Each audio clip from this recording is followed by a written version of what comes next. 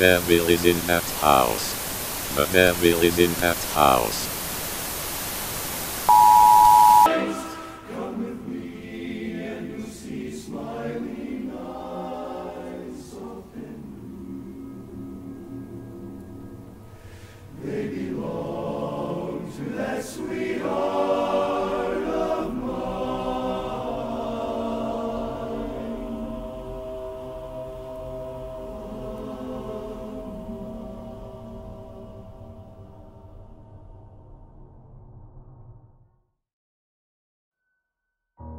Indiana is unrecognizable from anywhere else in the US, mostly known for cornfields to the north and college basketball to the south.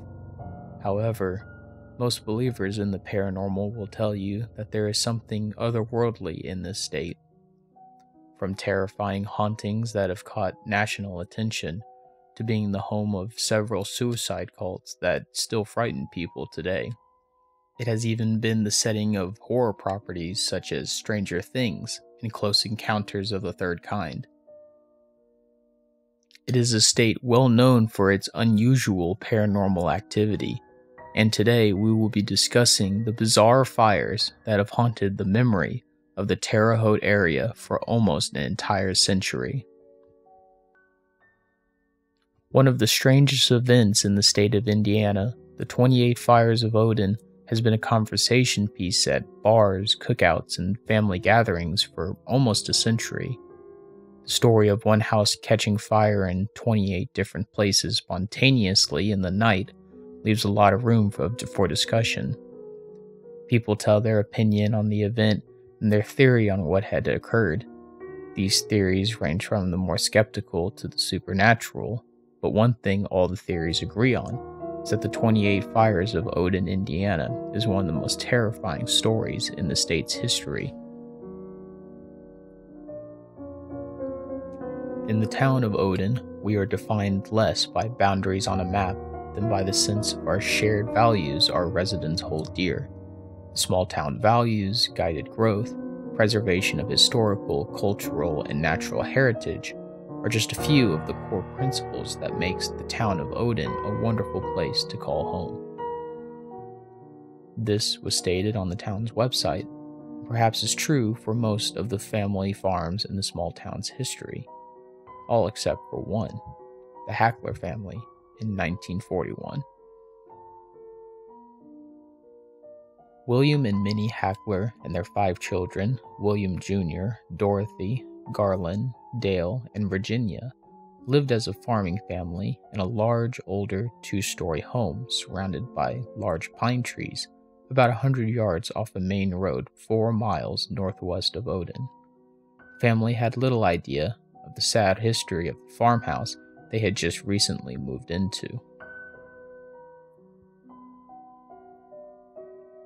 The 2-story farmhouse was built just after the Civil War by an early Daviess County settler named Marshal Ketchum, a native of Tennessee who moved into the area in the 1840s.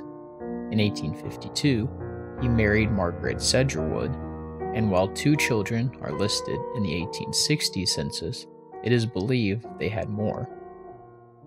Sometime in the 1880s, disaster struck the Ketchum family, and according to a story in a 1940 edition of the Mitchell Tribune, 5 members of Ketchum's family died in the house of burning fever, most likely typhus.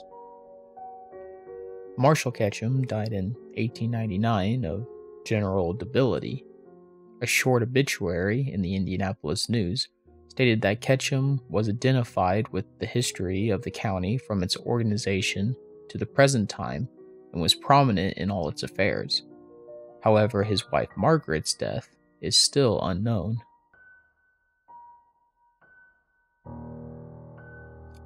After Ketchum's death, the house was sold to a shadowy former Southerner named Andrew J. Wilkie, who claimed to be a spiritualist. Tragedy struck again at the house when one of his 2 sons was killed in a hunting accident.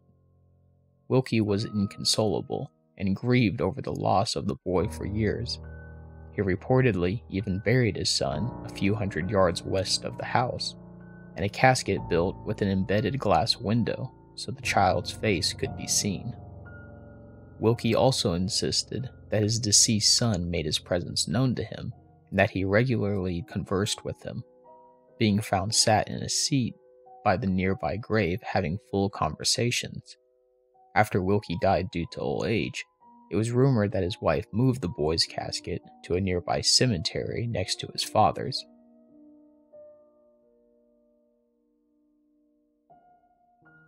In the spring of 1940, the Hackler family had been in the house for about a decade without any incidents.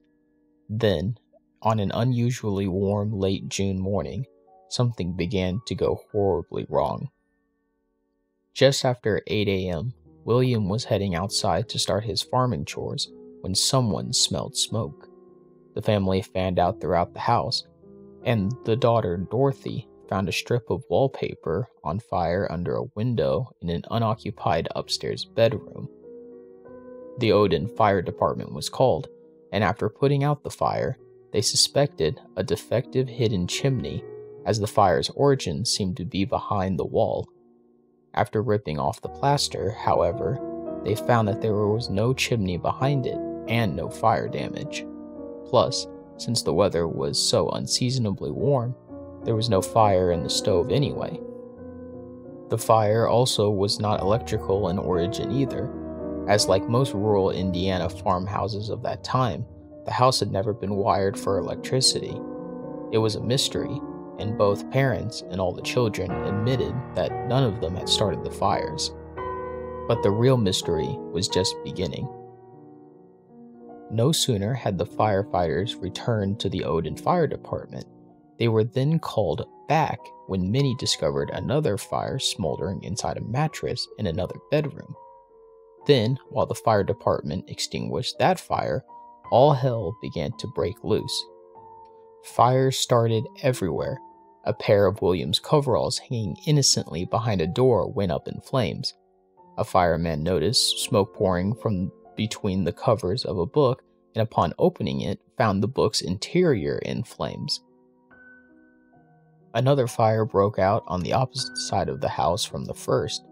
Again, it seemed to have been from inside the wall, so firemen tore plaster and laths off down to the studs, but found no evidence of where any fire had traveled, either underneath the lathes or between the ceiling and the floor of the second story.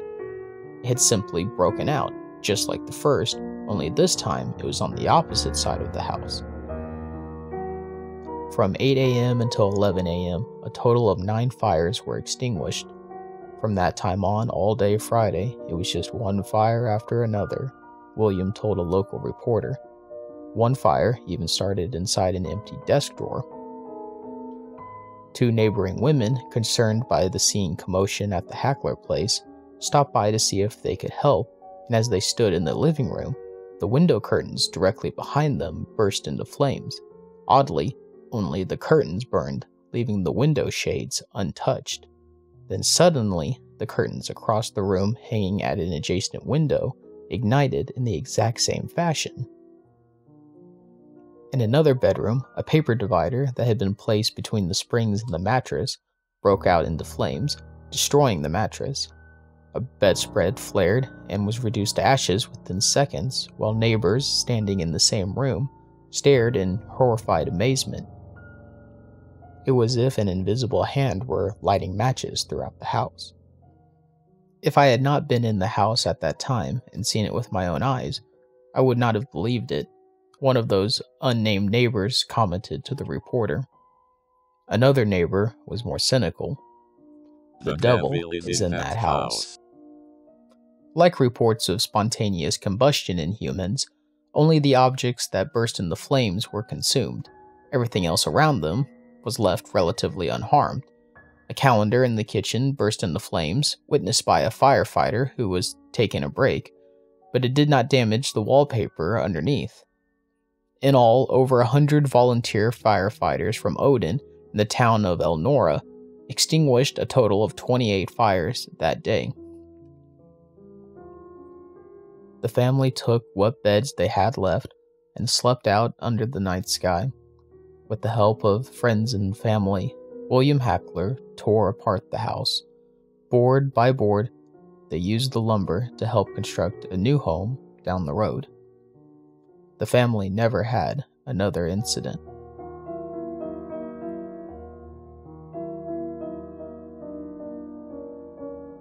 After the seeming final fire was quenched about 11 o'clock p.m., the shaken family decided to move any remaining undamaged beds into the backyard and sleep outside in case the fire started up again. "I don't believe in spooks," William told a reporter, "so the only thing I was afraid of that night was more fires breaking out."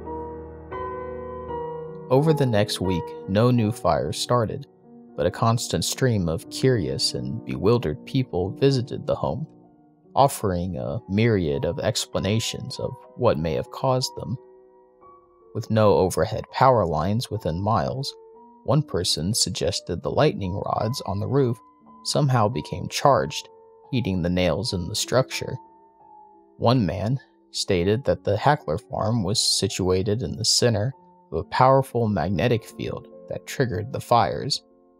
Some speculated that an unused well on the property was releasing gases that ignited sections of the house. Some accused the children of playing pranks. Some whispered the house was haunted, while others went further, claiming it was cursed. None of these speculations were validated by the Indiana State Fire Marshal, who concluded the Odon fires as the most baffling mystery he had ever seen, and closed the case with no explanations. Damage from these blazes were estimated at several $100s, mostly to the Hacklers' belongings. By July, the Hacklers had decided to make an interesting change. They moved all their remaining belongings from the burnt-down house, and William, assisted by neighbors, began disassembling the house, board by board.